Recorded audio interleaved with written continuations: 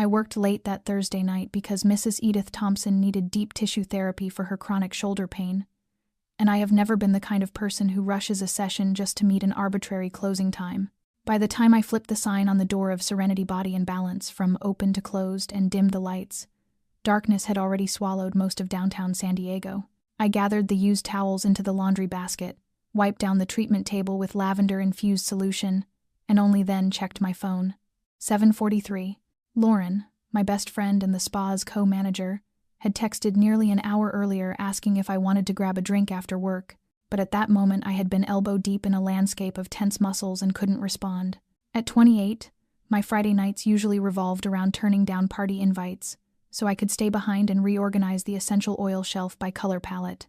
Pitiful might be the right word, but I have always believed that building a solid career requires a willingness to sacrifice.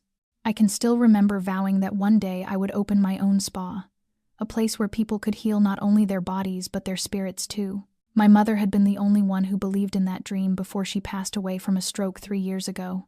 Since then, I have never allowed myself to stray from my goal, not even by a single step. Just as I was about to switch off the remaining light and leave, my phone vibrated, an unfamiliar number, no name attached. I hesitated for a few seconds, then answered. A low male voice, firm, carrying the tone of someone accustomed to giving orders, said, "Could you open the door again? I need a session tonight. I'll pay $300 in cash." I froze, not entirely surprised, because in this line of work you encounter your share of unusual clients. But at this hour, for that rate? "I'm sorry, but we've closed for the night," I replied, trying to keep my tone polite. He did not insist. He simply said something that made me pause. "I'm in pain, and I don't trust anyone but you." Then he hung up. I stood still for a few seconds, my heartbeat quickening for reasons I couldn't name. It could have been a prank. It could have been dangerous. But it could also have been an opportunity. Rent was still short this month, and the electric bill had arrived that morning. I glanced at the yellow streetlight outside the window, then at the freshly wiped treatment table. My feet were already carrying me back toward the front desk before my rational mind could intervene. What if he was just another client with aching muscles? Yet deep in my chest, something whispered that tonight would not be like any night before. And if you, too, felt that sudden chill drift through the room when the door of serenity closed behind that stranger, if your intuition hummed the way mine did that night, then don't forget to subscribe to our channel, hit like, and share this video so you won't miss any of the twists waiting in this mysterious, captivating story. And where are you listening from? A quiet room, a parked car under a street lamp, or that familiar little corner you return to each evening? Leave a comment and tell me where you are, so I can see how many hearts, how many cities, how many lives this journey has reached. We continue together because tonight is only the beginning. I lingered behind the reception desk for a few more seconds, my hand still resting on the phone, my mind wrestling with hesitation. Part of me wanted to turn off the lights, lock the door, go home like I always did, cook instant noodles and rewatch an old movie. But another part of me kept replaying that low, steady voice, the way he said, "I don't trust anyone but you," echoing again and again. There had been nothing in his tone that resembled a harasser. It was calm, controlled, and tired. I tapped my fingertips on the counter, weighing risks. I'd had my share of unusual clients before high-strung executives, athletes desperate to keep their injuries secret, but this felt different. I didn't know his name, didn't know his face. All I had was a phone call and a tempting offer. $300 for an emergency session. That amount could cover nearly a third of my rent. I let out a long breath and called the number back. He answered after 3 rings, his voice unchanged, as though he had known I would return the call. "I need half an hour to set the room up again," I said, trying to sound professional.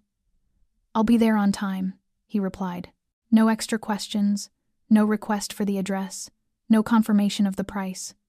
Only the faint click of the call ending, like a quiet period at the end of a sentence.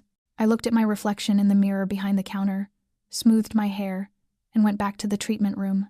I turned the lights on, laid fresh towels on the table, restarted the essential oil diffuser, and selected a cedarwood lavender blend for its calming effect. The room needed to be perfect, I reminded myself. If this was a VIP client, first impressions mattered. That was when I realized my heart was beating faster than usual, not from fear, but from a restless, unfamiliar anticipation. Maybe I was being foolish for agreeing to this. But maybe I had just opened a door I never expected to open. At exactly 8:15, the door chime rang. I lifted my head, my heart tightening. Standing behind the glass was a tall man in a long gray coat, black hair neatly combed back, his expression unreadable in the streetlight. His gaze fixed on me, unblinking, unhesitating. I opened the door, trying to steady my voice. "Good evening," I said, slightly hoarse. "Come in." He stepped inside without hurry, without speaking, offering only a small nod. As he passed me, I felt something cold brush through the air, not the chill from outside, but a primal instinct telling me that this man was unlike any client I had ever encountered.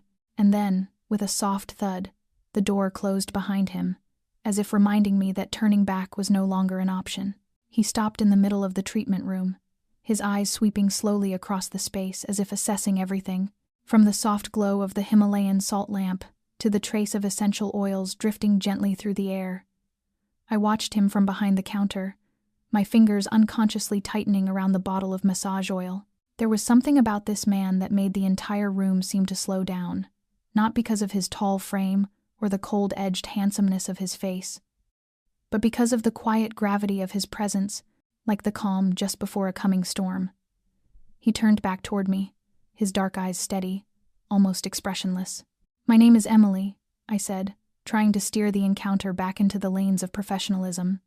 "I'll begin with your back and shoulders, unless you have any special requests." He nodded, removed his coat, and folded it neatly on the chair, the careful, deliberate motion almost unnerving.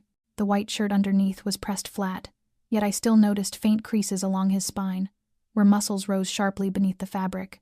When he lay face down on the table, I realized his back was a map of stories untold. Small, old scars ran from his left shoulder toward the lower back, uneven and certainly not the result of any sports injury. I poured oil into my palms, warmed it with a practiced rub, and began at his right shoulder. His skin was warm, the muscles tense as tightened strings, and he didn't flinch or react even when I applied more pressure than usual. His body absorbed it with the resignation of someone who had long been familiar with pain, but the kind of pain he had learned to accept. After a moment, I spoke, my voice low but steady. "Your shoulders seem to carry constant tension. Do you work in an office?" He was silent for a few seconds before answering in that rough, steady voice of his, the kind that sounded more like a quiet confession than a statement meant to be heard. "I sit through a lot of meetings, and I often have to work under stressful conditions." I didn't ask further, though something in that partial answer felt true. When I moved toward his lower back, he let out a low sound, barely audible, more breath than voice. I paused. "Does this hurt?" He didn't answer immediately, then spoke. Softer this time, yet still tightly controlled. "Keep going, but slower." I swallowed. It wasn't his words that affected me, it was the way he said them. There was no flirtation, no crudeness, only a command spoken with the quiet certainty of someone accustomed to being obeyed. I followed his lead, my hands slowing as I traced the lines of muscle and tension beneath his skin. The air in the room thickened, as if we had both stepped into a different kind of silence, one where words felt unnecessary. For nearly 40 minutes, neither of us spoke. Only the soft ambient music played, and the even rhythm of his breathing filled the room. When I finished, wiping away the excess oil and stepping back, he remained still for a moment. Then he sat up and adjusted his shirt, every movement as deliberate as when he had arrived. I turned away to give him privacy, but before leaving, he placed a stack of cash on the counter, twice the amount he had promised. I looked at him, my eyes asking a question I didn't dare voice. He held my gaze for a long moment, then spoke in that same low, steady tone. "I'll come back, same day, same hour." Then he turned and walked out of the room, leaving behind the faint trace of his cologne and a growing, indescribable tightness in my chest. When the door closed, I remained standing there, my hand still wrapped around the bottle of massage oil, my heart beating harder than it should. I should have been afraid, or at least cautious. But the only thing I felt in that moment was a sharp, almost aching curiosity, as if something had just begun and I had no idea how unprepared I was to face it. In the weeks that followed, Nicholas appeared at the exact same time every Thursday evening, never early and never late, as if his body had been calibrated to its own private clock. He always carried an air of calm restraint, so sparing with words that it bordered on coldness. Yet every time he stepped through the doorway of the treatment room, the atmosphere around him seemed to shift. quieter, slower, tinged with something nearly impossible to name. I reorganized my schedule so that no one else booked appointments on that night. No clients after him, no witnesses to his leaving, and no one aware of these sessions except me and Lauren, my closest friend, who was beginning to suspect I was hiding something. At first, I told myself that allowing Nicholas to return was simply a profitable arrangement. He paid generously, caused no trouble, never crossed boundaries. But gradually, I realized I had begun to wait for him. Every Thursday, I prepared the room earlier than usual, selected the essential oil blend he seemed to prefer, wiped down the massage table twice instead of once. I found myself noticing every small change in his face, the way his eyes sometimes carried the weight of an entire world he would never speak aloud. He still shared little about himself, but each scar, each subtle tightening of muscle beneath my hands, revealed something language could never reach. I wondered what kind of life a man like him lived beyond these walls. He arrived quietly, and left just as quietly, but the echo he left behind lingered longer than any client I had ever met. One night, after he was gone, I stood in the treatment room for a long time, staring at the faint trace of oil left on the table sheet, and wondering why a man like him would choose a small massage room in the middle of downtown to return to so faithfully. I began to imagine possibilities. Perhaps he was a successful businessman crushed by pressure, seeking this place as a private refuge. Or perhaps he was someone who had endured loss, and physical pain was the only thing tethering him away from emotional collapse. Or perhaps he was not the man I thought he was at all. Once, while working on his lower back, I felt a long scar beneath my palms, one that felt unmistakably like the aftermath of a blade. When I paused and asked softly, he answered with a clipped, emotionless, "Old accident." I didn't ask further, but the silence that followed carried more weight than any explanation. I tried to set aside my curiosity, but it kept growing with every session. His body told stories he refused to voice, a faint bruise on his shoulder that had not been there the week before. Another time, a red mark around his wrist, as though rubbed raw by something sharp. I didn't ask, but I remembered. Every detail, every mark, every heavy breath. I even began writing notes in a small journal tucked away in a drawer, not out of simple curiosity, but out of a hazy, unspoken worry I could not name. Deep down, I knew something wasn't right. But also deep down, I knew I would not stop. Not now. And perhaps, not ever. Lauren stopped me right after the Monday morning shift, just as I was tidying up the front desk and getting ready to move into the treatment room. She crossed her arms, her expression half teasing, half probing the look she always wore whenever she sensed something out of place. "What exactly are you trying to hide from me, Emily?" I turned back, forcing my voice to stay casual. "What do you mean? Every Thursday you stay late. You block off the whole evening. You don't take other clients. You never do that unless something special is going on. And," she lowered her voice, "each time I ask, you dodge the question like someone guarding a secret affair." I laughed, but the laugh didn't last. I knew Lauren wasn't the type to drop things once she sensed a thread worth pulling. She was the one who had seen me through the early years when I was struggling just to survive in this field, and the one who held me together after my mother died. Lauren understood me better than I often understood myself. I sighed, hesitated for a few seconds, then murmured, "He's just a strange client. I'm not even sure there's anything to tell." She lifted an eyebrow. "Strange how?" "Strange enough for you to skip happy hour with me and Sophie 3 weeks in a row." I stayed silent. Lauren tilted her head, her tone turning more serious. "Emily, I don't need to know every detail, but if something doesn't feel right, you need to say it. More than anyone, you know opportunities can look like trouble gift wrapped in something pretty." That sentence echoed in me all afternoon. I tried to shake it off, but by the time night fell, I found myself sitting in front of my laptop typing the name Nicholas Moretti into the search bar. Results surfaced instantly: pages of financial news, real estate reports, scattered articles enough to tell me the name wasn't ordinary. Moretti Holdings was a well-known real estate development company in Southern California, owning several luxury complexes and upscale hotels. But what chilled me wasn't the scale of the assets, it was the absence of any real trace of the man in charge. In every article, Nicholas was mentioned only briefly. No photos, no interviews, no public statements, almost invisible. In an old piece from 6 years ago, I found a line saying he once served in the Marine Corps before withdrawing for personal reasons, resurfacing later in real estate like some sort of anomaly. I skimmed through a few more pages and stopped at a short post on an anonymous forum, no credited author. It claimed that Moretti Holdings wasn't just a real estate company, but a front for an organized money laundering network, with connections stretching from local politics to certain Italian-American mafia families. A cold shiver ran down my spine, my eyes fixed on the screen while my chest tightened. There was no solid evidence. Everything was rumor. But what frightened me more was that I wasn't surprised. Some part of me had always sensed something unusual. A man with eyes that hid too much, strange scars, and a silence heavy enough to freeze an entire room. I closed the laptop, my thoughts tangled. Maybe Lauren was right. Maybe I had let myself slip into something I shouldn't touch. But when I closed my eyes, what surfaced wasn't fear or warning. It was his low voice that night, telling me to continue but slower, and the way he looked at me as if something unnamed and quietly burning existed between us, and I knew I would be waiting for Thursday night again. That Thursday night, Nicholas did not come to Serenity the way he always had. I waited 15 minutes past our scheduled time, something that had never happened once in the past month. The lights in the treatment room stayed soft.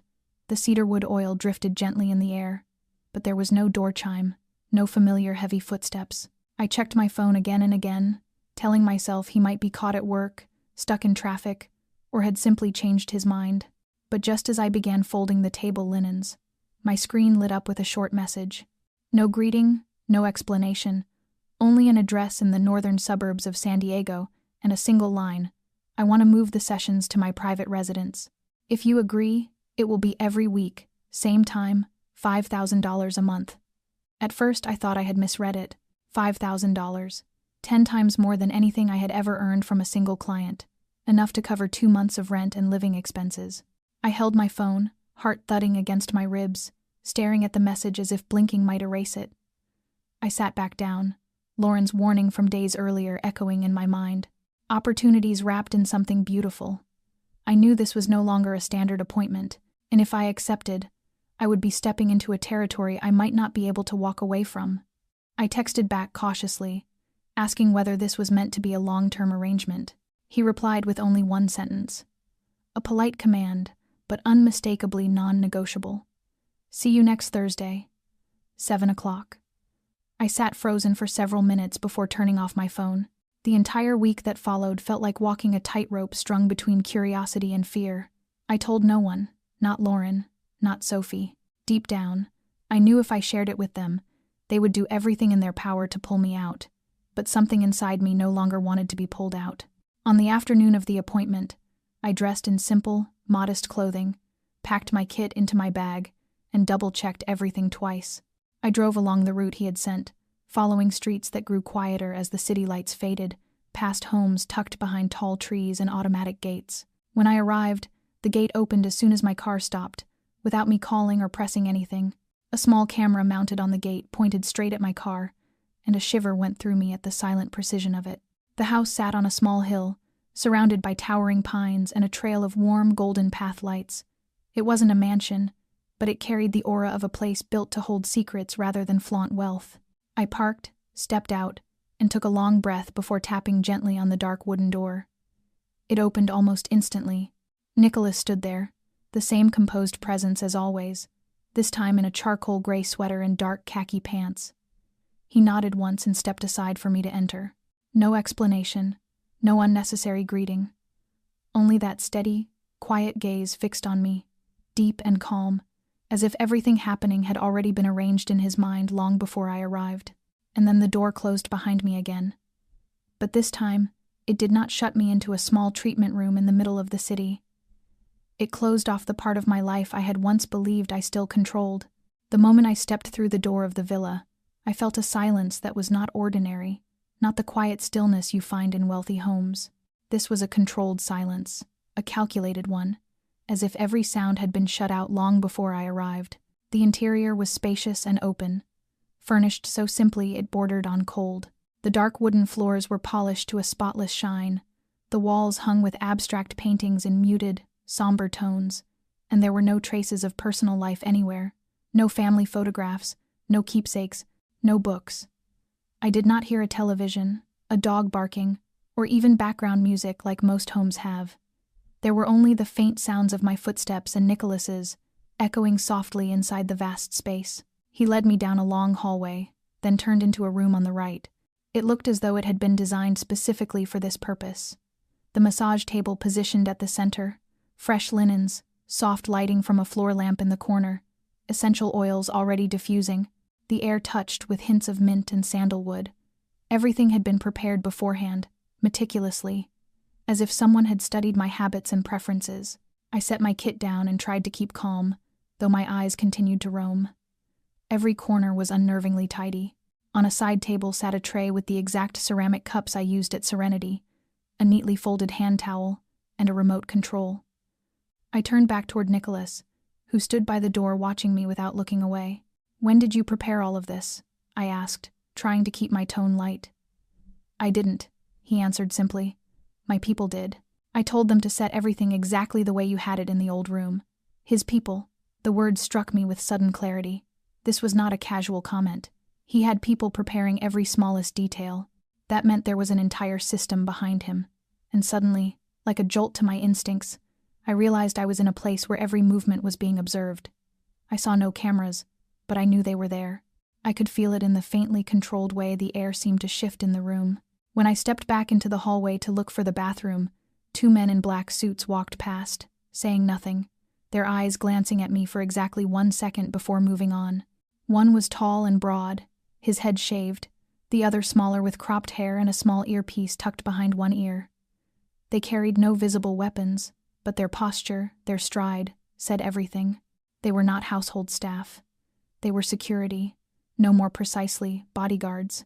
When I returned to the treatment room, Nicholas was already lying on the table, his shirt removed, his head resting on the pillow, his eyes half closed. No instructions, no requests. He lay there as if everything had been predetermined. I placed my hands on his shoulders and began the session, but my mind was no longer steady. Every faint noise in the hall, every subtle shift of the ceiling light, made me tense. I realized I was not just in his home. I was inside his world, a world where nothing happened by chance, where every action was calculated, where each person present had a purpose and a role. And what was I in this world? A massage therapist who had wandered into a machine far larger than she understood? Or a pawn being tested for a use I had yet to imagine? When the session ended, Nicholas said nothing except the same short phrase he always used. "Next week? Same time." I nodded, packing my things in silence. As I reached the front door, I glanced around one last time, and this time I saw it. A figure standing on the second-floor balcony, hidden in shadow, not moving, not blinking, just standing there like an invisible sentinel guarding something far greater than any ordinary appointment. I stepped out of that house with a feeling that was both strange and unsettlingly familiar. It was no longer fear. It was the clear, unmistakable awareness that I had crossed a threshold I could not return from. And the most terrifying part was that I was not entirely sure I wanted to turn back at all. The following Thursday night, I returned to the villa, feeling as though I had prepared myself more carefully this time, or at least I tried to convince myself that I had. I wore dark, simple clothing, no makeup, doing everything I could to remind myself that this was only work. But the moment my car rolled past the iron gate and the warm golden lights began leading the way up the hillside, my heartbeat shifted again. That strange, familiar sensation washed over me, as if I were not arriving for a job but returning to a place I somehow already belonged to. Nicholas opened the door before I even had the chance to reach for the bell. No one else was present. I did not see the 2 bodyguards from the week before, did not hear a single footstep inside the house, not even the faint machinery of the surveillance system I knew existed. There was only him standing there, in a pale gray shirt with his sleeves rolled up, his gaze as deep and composed as the first time we met. He said nothing, simply nodded and turned to walk inside. I followed, and this time he did not lead me down the hallway toward the room we had used before. He took a different path, opened a wide wooden door, and stepped into a room lit softly like a luxury hotel suite. The floor was covered with a thick midnight blue carpet. The curtains were drawn shut, and the essential oil diffuser hummed quietly in the corner. At the center of the room was a massage table identical to the one I used, but placed near a large window, with a small chandelier above casting a warm, golden glow. Nicholas sat at the edge of the table first, removed his shirt, placed it neatly on the chair, and lay down with the ease of someone who had long since accepted the routine. I stood still for a few seconds, sensing a shift in the atmosphere, something quiet and intimate threading through every corner of the room. There was no longer a boundary between client and therapist. No more of those soft, professional distances. There was only the two of us, in a space so private that even thoughts felt stripped bare. I began the session as usual, but from the first touch, I sensed a difference. His body was not tense this time, not guarded, but loosening gradually beneath my hands. Beneath my fingertips, his skin was warm and alive, each subtle movement syncing with the heartbeat I was trying to steady. Neither of us spoke, but the silence carried a different weight now. It was not professional silence, but the silence of two people who knew that any word spoken in that moment would break something fragile taking shape between them. When I moved down to his lower back, Nicholas shifted slightly. He turned his head toward me, his eyes half open, and his voice came low and quiet, almost like a whisper meant only for me. Slower. I followed without questioning, without thinking, just listening and responding. Each motion of my hand slowed as if guided by the rhythm of his breath. For a moment, I was no longer certain whether I was massaging him or touching something unspoken inside my own growing curiosity, a place suspended between emotion and logic, between the reason I was here and the reason I had never wanted to leave. When the session ended, I did not pack up as quickly as I usually did. Nicholas remained still, his eyes closed. A long silence passed before he finally spoke. "Do you do this for all your clients?" I said nothing at first, unsure how to answer. Eventually, without meeting his eyes, I replied softly, "No." He turned to look at me. It was not a possessive look, not an intrusive one. It was something closer to acknowledgement, an unspoken admission that we both understood something had shifted, and neither of us could pretend otherwise. I gathered my things quickly and left the room with a heaviness tightening in my chest. Not fear, but the unsettling awareness of standing on a thin line between truth and something I should not believe is real. And that night, for the first time since all of this began, I could not sleep, not because I wondered who he was, but because I had begun to wonder who I was in this unfolding game.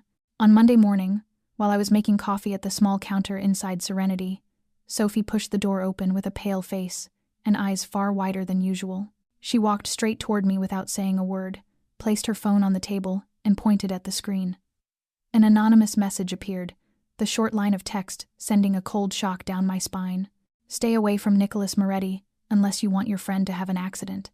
No sender, no trace, only those chilling words cutting through the sleepy quiet of the morning.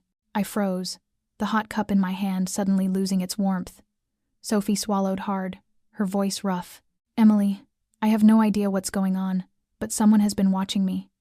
Last night a black car parked in front of my house for almost 2 hours. No license plate, lights off. I called the police, but it disappeared before they arrived. I don't have enemies.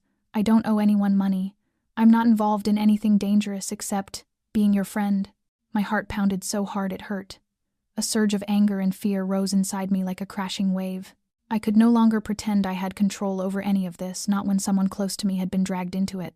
I pulled Sophie out of Serenity, drove her home, locked the door carefully, drew the curtains, and turned on every light. She curled up on the sofa, clutching the glass of water I gave her, too shaken to say more. I did not tell her who I suspected. I already knew, and that evening, I drove to Nicholas's villa an hour earlier than usual. When I stepped out of my car, he was already standing on the porch, hands in his pockets, staring toward the pine forest behind the house. Without needing questions or explanations, I handed him my phone. He read the message, his eyes never blinking, only a subtle tightening of his jaw betraying a reaction. "Someone is sending a message," he said slowly, his voice low, sounding less surprised than resigned, as if confirming something he had anticipated. "Does she know who I am?" I shook my head. "Not clearly, but she's not stupid, and she's terrified." I paused, meeting his eyes directly. "If you have even a shred of responsibility for dragging me into your life, then do something to protect her." Nicholas looked at me for a long moment, then gave a short nod. He took out his phone, spoke a few low, clipped words to someone, then turned back to me. "Vincent will arrive shortly. Your friend will not be alone from now until I say it's safe." I did not ask who Vincent was or what his role would be. The way Nicholas said it made me certain that whoever he sent would be far more than a simple bodyguard. He was someone capable of handling trouble in ways I did not want to imagine. That night, I did not go home. I stayed at the villa, in the large living room that usually lay silent and unoccupied. Nicholas did not ask why I stayed, nor did he offer a reason for me to leave. We spoke little, but something between us had altered after that message. An invisible thread had tightened, not only because of whatever lay between him and me, but because someone out there was tightening the circle of a game whose rules I still barely understood. When I finally lay back on the long couch in the living room, Nicholas walked over, set a blanket beside me, and spoke quietly. "Everything will be handled. You don't need to be afraid." But I knew then that what frightened me no longer was the person behind the message. What unsettled me was the way Nicholas said those words with such chilling calm, as though threats, danger, and the act of protecting someone were simply moves in a familiar game he had played all his life. I woke around 3 in the morning, the faint light from the hallway leaking through the crack in the door, and the room still carrying the same suffocating silence it held when I closed my eyes a few hours earlier. Nicholas was no longer in the living room. The chair opposite mine sat empty, and the cup he had been holding had disappeared from the table. I stood, pulled the blanket closer around my shoulders, and stepped quietly out of the room, my feet touching the cool wooden floor in the darkness. I didn't know what pulled me toward the west hallway of the villa, a place Nicholas had never allowed me near. Maybe intuition, maybe the uneasiness that had been growing in me ever since Sophie was threatened. I walked slowly, each closed door around me feeling like it was holding its breath. At the end of the hall was a black steel door, completely different from the rest of the house. It had a digital lock, but it was cracked open, as though someone had just left in a hurry or wanted me to find it. I pushed it open, my heart pounding violently. The room inside was nothing like a bedroom or an office. It was cold, clinical, like a command center, with screens covering the walls, each displaying feeds from cameras everywhere. The front gate, hallways, garage, the living room, and several street corners I didn't recognize. There was a whiteboard marked with names, locations, arrows, and diagrams like something straight out of a crime investigation film. On the desk sat an open laptop, its screen showing a folder labeled Moretti Holdings. I didn't stop myself. My hands trembled as I moved the cursor and opened a file. Lines of text filled the screen, packed with terms I didn't understand completely, but a few words stood out with terrifying clarity. Cash transfers, money laundering, weapons contracts, anonymous accounts. I swallowed hard, my hands turning ice cold. These were not rumors anymore, not anonymous online whispers. This was proof, and Nicholas, the man I had taken for a quiet businessman, an unusual client, a complicated but enigmatic presence, was actually running an underworld I had never even imagined. I shut the laptop, turned to leave, and the door behind me opened quietly. Nicholas stood there, expressionless, neither angry nor surprised.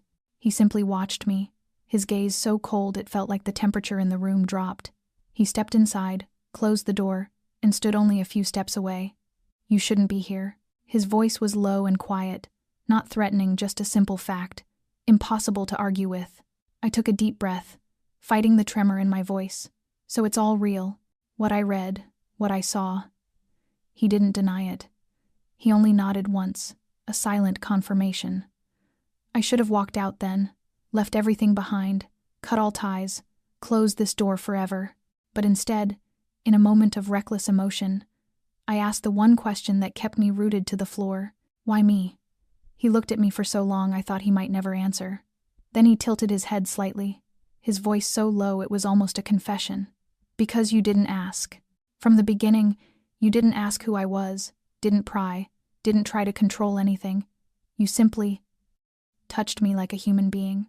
In that silent room, surrounded by a dozen secrets I should never have seen, the only thing left between us was that distance me on one side, someone who had just learned a truth she was never meant to know, him on the other, stripped of his last mask, even if not through words. And I understood that if I stayed, I would never again be the Emily who once worked quiet, peaceful evenings in a small treatment room. But leaving wasn't simple anymore either, because in that moment, I realized I had stepped too far, not just into Nicholas's world, but into places within myself I had never dared to face. I left the villa the next morning with my thoughts in chaos, driving aimlessly through familiar streets without really seeing anything. My heart still couldn't process everything I had just uncovered. I had slept on a sofa in the house of a man I had believed, only hours earlier, to be nothing more than a successful businessman, and now I knew he stood at the center of an underground world I had never dared to imagine. When my car rolled to a stop in front of Serenity, I hadn't even gathered myself when a man stepped up to the driver's side window and tapped lightly. He wore a dark blue suit, his hair cut short, polished enough to seem harmless, but his eyes were cold and purposeful. I lowered the window, hesitation tightening my chest. He held out a thin plastic card, the kind that instantly shifts the air in any room. Federal Investigative Bureau. My name is Harper. I'd like a few minutes of your time. His voice was calm but firm, giving me no room for refusal. We sat in a cafe a few blocks from Serenity. Harper didn't waste time. He unlocked his phone, placed it on the table, and showed me a photo of Nicholas walking beside another man I didn't recognize, captured from a distance with a long lens. "Do you know this man?" he asked. I nodded, unable to deny it. Harper watched me with sharp, steady eyes. "Do you know who he really is?" I didn't answer. Harper continued, lowering his voice. "We've been tracking Nicholas Moretti for nearly 2 years. We know he runs multiple illegal operations through intermediaries, but we've never been able to get close enough to obtain real evidence. Not until you came along." My stomach tightened painfully. He continued before I could react. "We don't want you in danger, Emily, but you're in a position no one else has ever been in. You could help us bring him down. You could end all of this." I stared down at my coffee, my hands curling into fists in my lap. Part of me screamed that this was right, that this was necessary, that this was the only way out of the spiral I'd been dragged into. But the other part saw Nicholas's face in the dark, the way he said, "Because you didn't ask," the way he protected Sophie without my begging. I didn't know what was real and what was manipulation. I didn't know whether anything I had felt in his presence was genuine or simply a perfectly constructed illusion. Harper placed a hand on the table, his voice firmer, quieter. "You don't have to decide now. But if anything makes you feel unsafe, call me." He slid a small piece of paper across the table, the number handwritten, then stood and left without another word. I stayed for a long time, watching strangers hurry past the cafe window, their lives ordinary and loud and uncomplicated, while inside me was a silent war I couldn't escape. I knew I was standing between two worlds. One was light, where I could retreat, confess everything, and try to rebuild a peaceful life as though none of this had happened. The other was Nicholas, with all the unanswered questions, the blurred line between protection and control, the dangerous gravity of a world both wrong and strangely honest in its darkness. And yet, in that shadowed world, for the first time, I had felt truly seen, truly heard, even if by a man who might not deserve that kind of trust. I took the slip of paper Harper left, tucked it into my pocket, and felt my heart refuse to choose. And what terrified me most was knowing that when the moment came, I might not have the courage to follow reason. I returned to Nicholas's villa that Thursday night as usual, but this time I brought no treatment bag, wore no therapist's uniform, and had no intention of giving any sort of massage. I needed answers, and I couldn't wait one more week, caught between what I had seen and what I felt. The automatic gate opened as it always did, but this time my steps felt heavier, as if each one I took toward that house was another step away from the person I used to be. Nicholas opened the door without surprise. He looked at me for a long moment, as though he had already known I would come with different eyes. There was no greeting, no smile, only a silence stretching between two people who had once shared quiet moments but were now strangers standing on opposite sides of an undeniable truth. I walked straight into the living room, turning to face him the moment the door closed behind me. "I need you to tell me the truth." My voice didn't hide the tremor in it, and I didn't try to. "I need to know if everything I saw was real. The files in that room, the transactions, the people watching me and Sophie. I need to know where I stand in all of this, Nicholas." He didn't answer right away. He walked slowly to the bar, poured himself a drink, and stood with his back to me. "I don't like lying, Emily, but sometimes silence is the only way not to frighten someone."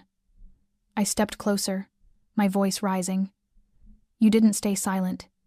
You hid things. You let me step into your life, touch you, trust you, while knowing exactly who you were, and knowing I don't belong in that world at all." At last, Nicholas turned. His gaze met mine, deeper than ever, but this time it wasn't calm, it was weary, carrying an old loneliness I had never seen in him before. "I didn't let you step in. You stepped in because you chose to, and you knew it from the beginning. You didn't ask who I was. You didn't want to know, because some part of you understood that the truth wouldn't make anything easier. I held on to what remained of my reason. But what if I ask now, just once? Will you be honest? Nicholas walked toward me slowly, set the glass down, and stood close enough that I could feel the warmth of his breath. I do what I must to protect the people I care about. And in the world I live in, kindness is a weakness that can get you killed. There are things you should not know, Emily. Not because I don't trust you, but because I'm afraid that once you do, you'll never look at me the same way again. My throat tightened, my eyes burning. So you're telling me to walk away? Nicholas shook his head. I never want you to walk away, but I can't force you to stay. I can't promise my world will be safe for you. I can only promise that I will do everything to keep you intact, even if that means letting you go. The moment stretched until it felt like a lifetime. I didn't know what I was doing. I only knew I was standing in front of a man I could not fully trust, yet could not bring myself to stop trusting. A man who could be both refuge and storm. And in the middle of that tangled chaos, I heard myself whisper, I don't know how much I can still trust, Nicholas. But I'm still here. He touched my hand lightly, so gently it felt like he was afraid even his warmth might shatter me. Then that is all I need right now. Just that you're still standing here. And in that instant, caught between fragile trust and the darkness waiting outside, I knew I wasn't ready to walk away. Not tonight, and perhaps not ever. The message arrived close to midnight, just after I had turned off the lights and was settling into bed.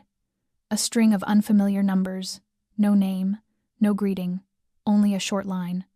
Something happened. Do not go to Serenity. And then another immediately after. Nicholas is hurt. I shot upright, my heart pounding so hard it felt like it might tear through my ribs, my throat dry as dust. I tried calling back, but no one answered. I grabbed my coat, my keys, and ran out of my apartment into the darkness, not caring about the phone vibrating relentlessly in my pocket. The streets at midnight were eerily empty, lit only by the dim wash of street lamps and the distant wail of an ambulance somewhere across the city. When I reached the villa, the gate was already open, and Vincent was standing on the steps with a grave expression. He said nothing, only motioned for me to follow. We moved quickly through the hallway and turned into a first-floor bedroom I had never seen before. Nicholas was lying there, his shirt torn open at one shoulder, the skin beneath darkened with burns, blood seeping through makeshift bandages. His eyes opened when I approached, and somehow they still held that strange, steady calm, even though his whole body trembled with pain.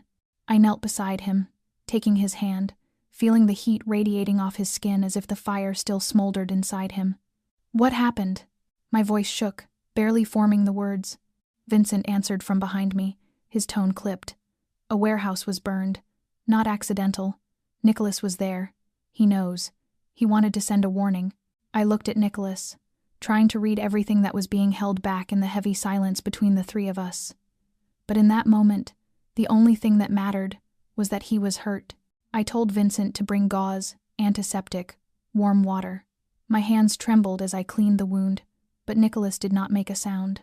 Every time I touched him, he only tightened his jaw, a faint wince passing across his face, sweat dripping onto the pillow, yet his eyes never left mine for even a heartbeat. The whole room was wrapped in an uncanny quiet, broken only by the sound of running water and my soft murmurs comforting words with no beginning or end, meant as much for myself as for him. When I finished bandaging the wound, Nicholas reached for my hand again, his palm cold and damp with sweat. Emily, if this keeps going, you're going to be pulled in deeper. This isn't just between the two of us anymore. I leaned forward, pressing my forehead to the uninjured side of his shoulder, feeling his heartbeat racing beneath his skin. I know, but I was pulled in long ago. Nicholas, my answer wasn't a decision. It was an admission. No one can stop once they have already gone too far. I did not leave the villa that night. I slept sitting beside his bed, my hand still wrapped in his, jerking awake every time he shifted from the pain.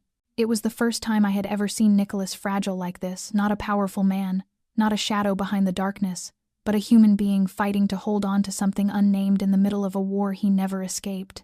And it was the first time I understood that love does not always begin with innocence. Sometimes it starts with a wound, a single look, a word left unsaid, and then it grows in the long, breathless nights like this one, where only the rise and fall of breath and the beating of a heart feel undeniably, painfully real. The next morning, When the first light slipped through the curtains and stretched across the bed, Nicholas was still asleep, his face so peaceful I could almost believe the previous night had been nothing more than a fleeting nightmare. I had changed the bandage on his shoulder once more before dawn, and though his face remained pale, his breathing had grown steadier. I sat there at the edge of the bed, watching him in a rare moment when everything outside seemed to dissolve. There was no underworld, no shadows lurking, no threatening messages or warehouses set ablaze. There was only us, wrapped in a fragile stillness as delicate as a leaf falling through an autumn sky. Nicholas opened his eyes slowly, as though reluctant to leave whatever dream had held him. He looked at me, said nothing, and gently tightened his fingers around the hand I had resting on the blanket. "You did not leave." His voice was hoarse, but his eyes were clearer. I smiled and squeezed his hand in return. I could not. He watched me for a long time, then suddenly sat up despite the pain, lifting his other hand to my cheek. He did not speak right away. He simply looked, as if trying to memorize every line of my face in that soft morning light. "Emily, I have lived my whole life inside rooms cold as stone, surrounded by people who trust no one but themselves. I thought I had become the same, until you walked in, carrying eyes that asked for no explanations. You saw me, not for who I was, but for someone who needed to be touched." He paused, as though choosing each word with care. "I thought I could keep you at a distance far enough to keep us both safe, but that is impossible, because every time you came back, I lost a piece of my defenses. And yesterday, when I saw the way you looked at me while treating the wound, I knew I no longer wanted any distance at all." My vision blurred, though I could not tell whether from exhaustion or the weight of what he had said. Nicholas took both my hands in his, holding them as if letting go would make me disappear. "I love you, Emily. Not in the way I once understood love, not like the things I could control, but with a kind of feeling that makes me willing to lose everything if it means keeping you safe. You may not believe me, you may be afraid, you may still have 1,000 questions, but if you allow it, I want to be the man beside you. No hiding, no half-truths, real." I did not need time to think, not because I was blind, but because I had walked beside him long enough to know this emotion was not a passing impulse. I had seen him in his most vulnerable moment, in pain he did not try to mask, in eyes carrying old wounds he never allowed anyone else to witness.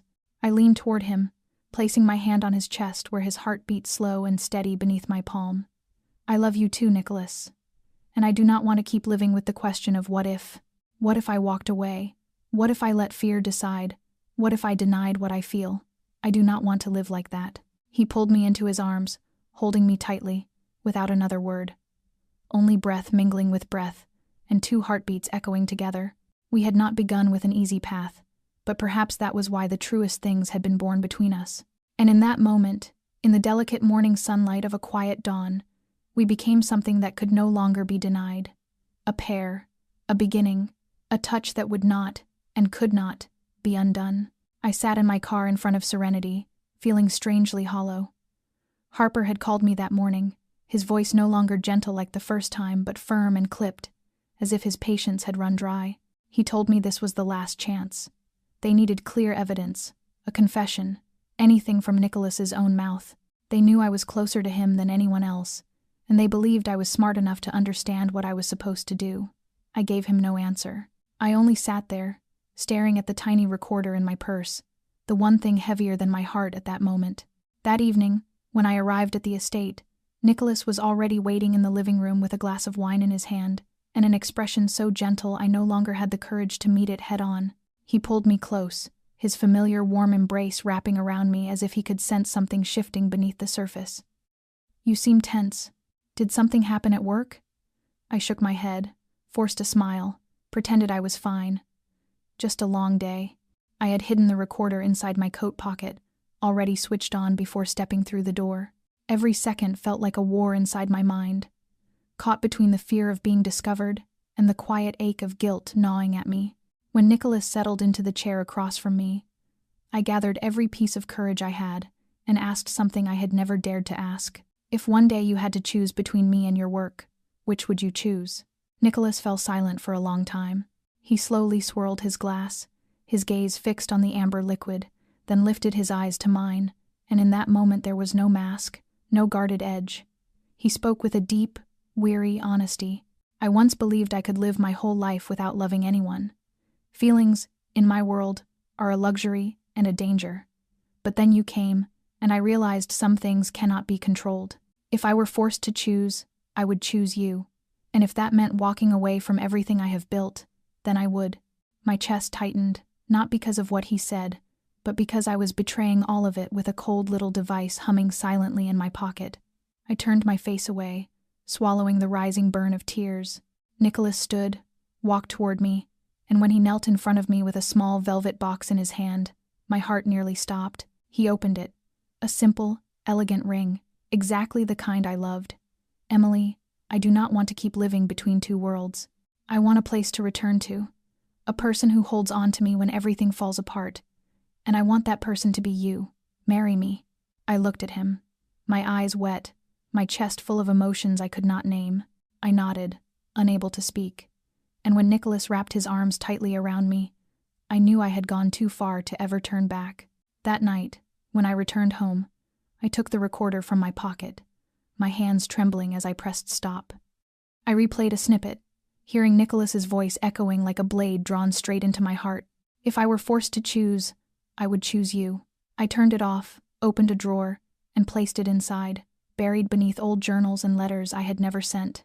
I did not give it to Harper. Not because I chose Nicholas, but because, for the first time in my life, I chose myself.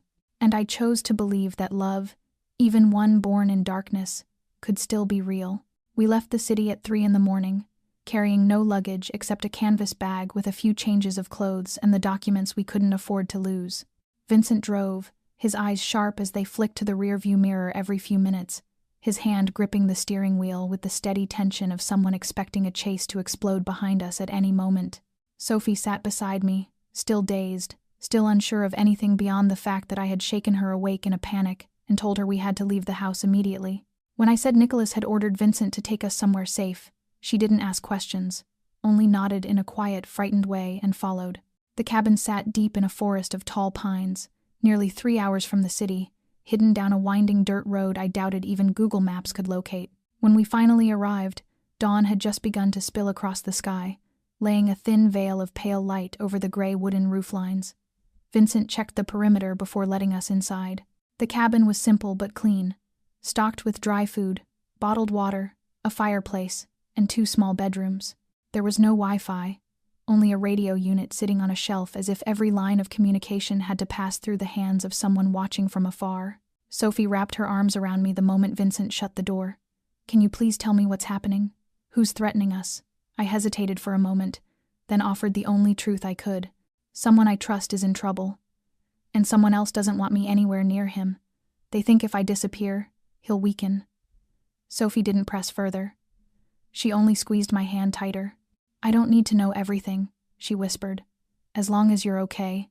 I smiled faintly, though worry churned as heavily as ever in my chest. Nicholas hadn't sent a single message since the night he proposed. I knew he was staying silent to protect me, that the less I knew, the fewer lies I would ever have to tell. But that silence felt like a dull blade dragging slowly through my heart. Vincent didn't sleep. He sat by the cabin door, one hand always close to the gun at his hip, his gaze cutting across the trees with a vigilance that made the air itself feel watchful. A few times I brought him coffee. He nodded, thanked me, and said little beyond brief updates that everything outside remained safe. Still, I could see the strain in the set of his shoulders, the way every crack of twig or shift of wind made his posture tighten. On the second night, when I couldn't sleep and stepped out onto the porch, Vincent surprised me by speaking first. "Do you regret it?" I looked at him, startled. Regret what? Choosing to stay with Nicholas, ending up here like someone on the run. I stared into the darkness stretching beyond the porch, then answered softly, "I don't know.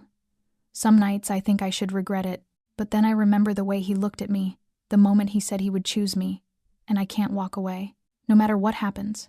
Vincent didn't reply, only nodded once, his eyes fixed on the trees. "You're stronger than I thought." I gave a quiet, tired laugh. "No, I just love him more than I expected." In the darkness, amid the unspoken fears pressing in from the woods, that confession was the only thing that still felt true, and I believed somewhere out there Nicholas was fighting his own shadows too. I only prayed that when this storm finally passed, we would still be standing, still able to find our way back to each other. The sirens began far in the distance, at first just a faint, trembling echo threading through the stillness of the pine forest, but growing clearer, louder, shrieking in waves like a nightmare hurtling straight toward us. Vincent shot up instantly from the wooden chair on the cabin porch, his eyes turning razor-sharp as he signaled for Sophie and me to get inside, his voice low and decisive. "Inside. Lock the door. Do not speak to anyone except me." Sophie clung to my hand, terrified, and the two of us rushed into the cabin with Vincent following behind, securing the entrance with 3 metal locks that must have been installed long before we ever arrived. Outside, the engines roared closer, then suddenly cut off, leaving behind a silence so heavy it felt like it settled inside my lungs. I had no idea what was happening, but from the way Vincent tightened his grip on the gun at his hip and positioned himself beside the window, I knew this was no false alarm. No one spoke for nearly 3 minutes. The only sounds were the ticking clock on the wall and Sophie's uneven breathing in the corner. Then my phone vibrated violently in my pocket. Lauren's name lit up the screen. I looked at Vincent. He gave a slight nod, signaling I should answer but not speak first. I pressed the button, my pulse thundering in my ears. "Emily, it's me, Lauren." Her voice was hurried, frayed with fear. "You need to listen very carefully to what I'm about to say. I'm near the East Dock area, the place Nicholas used to use for storage. Something huge is happening. Federal agents just raided one of his facilities there, but nothing is going according to plan. Someone from the inside betrayed them. I heard gunshots. They're calling for backup, but someone said Nicholas is trapped in there." My body went numb. In my mind, only one thought kept repeating, pounding through me like a heartbeat gone wild. "He's there, and he's in danger." Lauren continued, her voice trembling. "Harper can't reach you. They think you cut ties. But I know you still care about him. I don't know what he's done to you, Emily, but please, if there is anything you can do, if you know who is with Nicholas, tell them to get out. It's out of control." I couldn't speak. Tears were already spilling down my face. I ended the call before she could say more, then turned to Vincent. He didn't ask a single question. He had heard everything, and in that brief, suspended moment, I saw something in his eyes for the first time: fear. Not for himself, but for someone else. He moved quickly, striding to the back of the cabin, pulling open a hidden door that led to an underground storage room filled with weapons. I stood frozen, gripping Sophie's hand as though it were the only anchor I had left. The war Nicholas had tried so hard to keep me away from had finally arrived at our doorstep, and this time, either I would lose him forever, or I would have to do the one thing I never believed I could: step into the center of the chaos, with nothing left to protect myself, no distance, no barriers, no choices, only trust and love. I sat quietly by the cabin window, staring into the forest as if I could somehow see through the dense trees and reach the place where Nicholas was trapped. Vincent had left 2 hours earlier, taking a gun with him and wearing an expression that made no promise of returning. He did not say where he was going, only left me the radio and told me that if I heard 3 consecutive knocks, I was to leave immediately with Sophie. I nodded, but deep inside I already knew. If Nicholas did not come back, I would not be leaving either. The recorder lay on the table in front of me, cold and silent, as if it had never held the fragile sound of his proposal, never carried his quiet promise to choose me over everything else. Harper had called 6 times with no answer, and now he had sent a message short, stripped of pretense, carrying its threat in plain sight. "If you do not cooperate, Nicholas will not have another chance. We will handle everything by the law.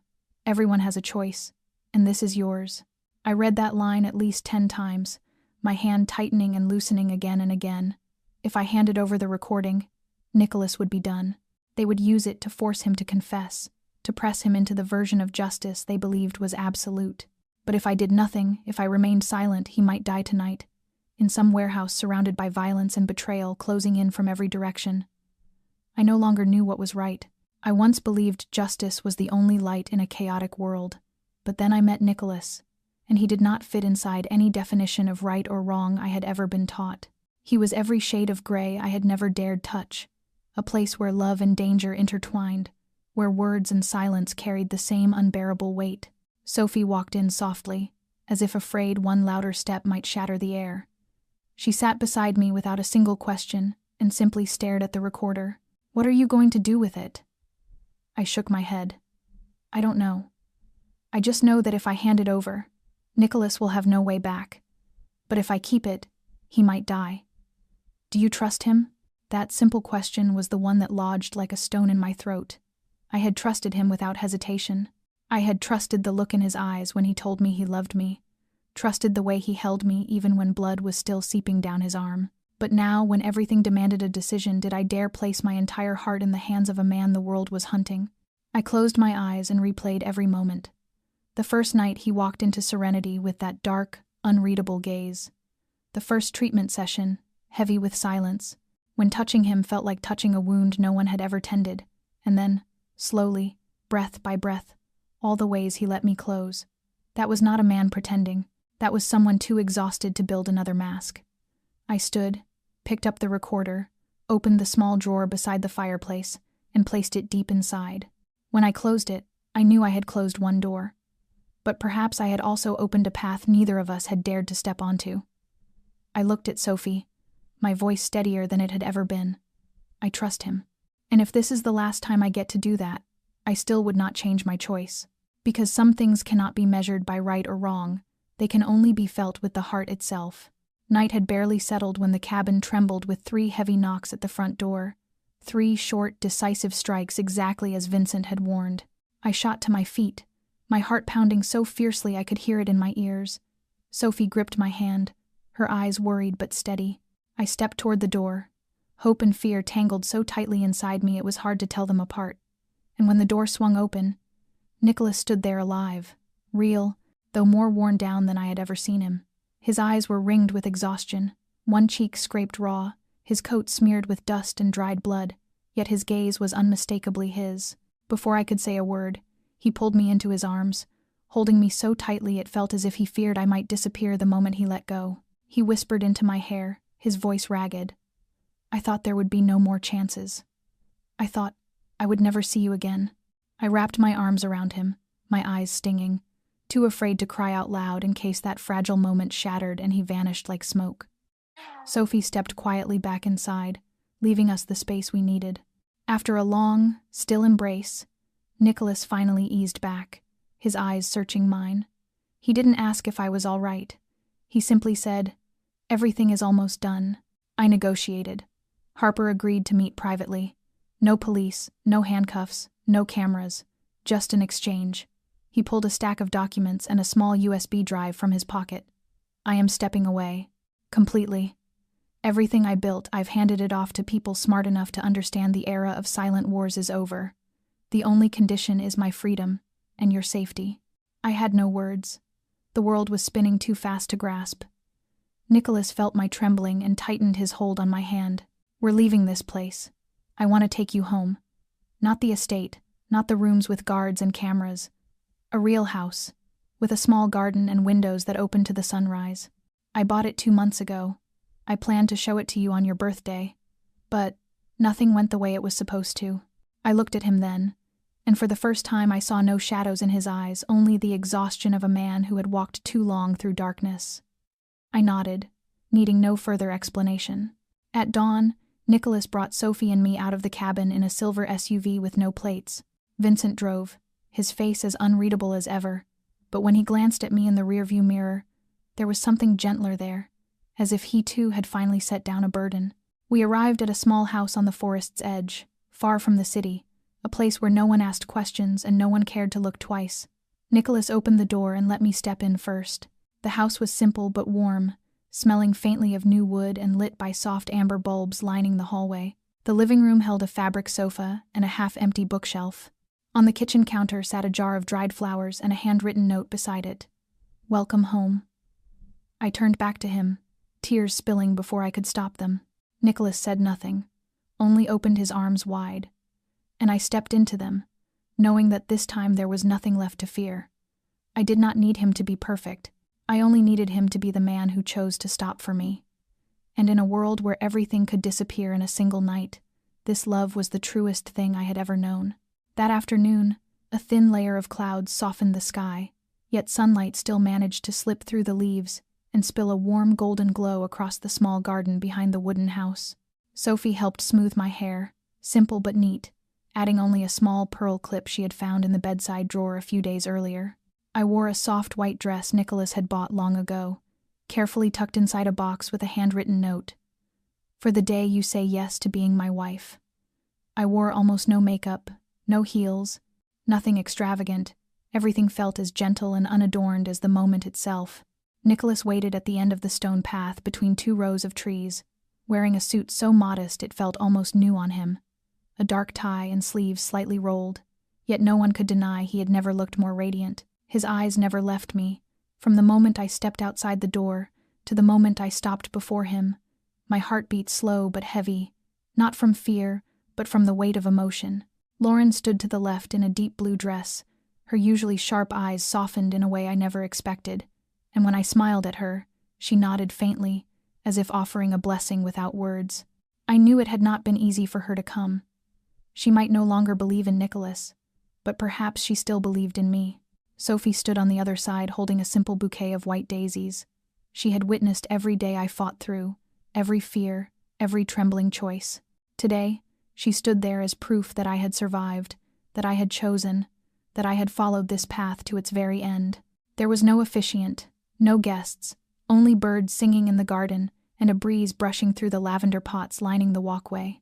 Vincent stood quietly in the distance like a loyal, unmovable shadow. Nicholas took my hands, the same hands I once saw trembling from pain, now warm and steady. He did not recite vows. He simply spoke in that low, certain voice that was more honest than any promise.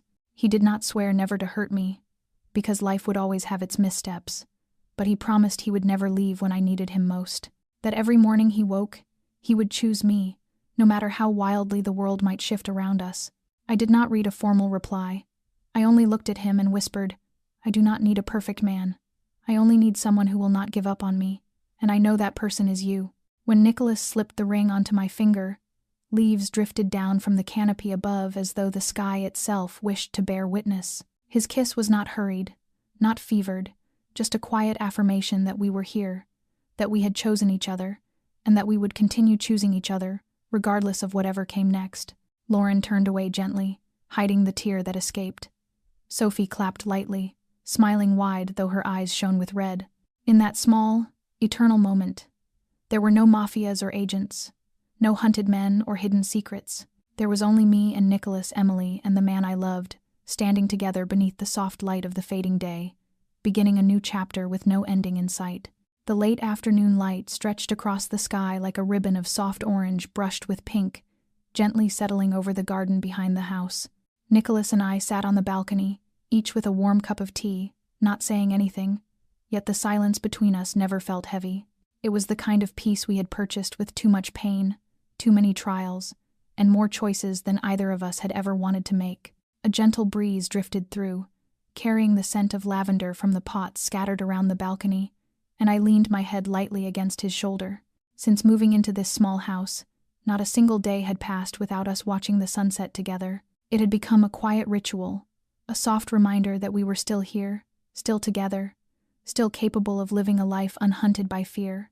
Perhaps the most miraculous thing about love is not found in grand promises or poetic vows, but in the question of who will hold your hand when everything falls apart, who will stay when nothing seems salvageable. I once believed love only arrived when everything was perfect, but Nicholas taught me that sometimes the ones covered in the deepest scars are the ones who know how to love the most fiercely, and life, with all its chaos, can still allow something tender to bloom if we have the courage to stay, to forgive, and to believe again. My story with Nicholas might resemble a film filled with tension, shadows, threats, and moments that felt nearly impossible to survive. Yet beneath all of it was something undeniably true. The human heart carries an endless capacity to heal, to choose again, no matter how wounded it has been. Perhaps the greatest lesson I learned was not only how to love a man with a complicated past, but how to love myself enough to know what is worth holding on to. If you are watching this video, I hope the story we just shared didn't only stir emotion, but left something deeper within you, perhaps a sense of understanding, perhaps a memory you had forgotten, or maybe a simple question. If you were in my place, what would you have done? Would you dare to believe in love, even when every bit of logic tells you to let go? If this story touched your heart, please subscribe to our channel, leave a like, and share the video so these human stories can reach further. We would truly love to hear from you. What did this story bring to mind in your own life? Have you ever stood between right and wrong? Between love and fear? Between walking away and staying? Leave a comment below and share with us from the deepest part of your heart. We cherish every feeling you share with this channel. Thank you for being here, and we hope to see you in the next video. Wishing everyone watching this a healthy body, a joyful life, and peaceful, gentle days ahead. Goodbye, and see you again in the stories yet to come.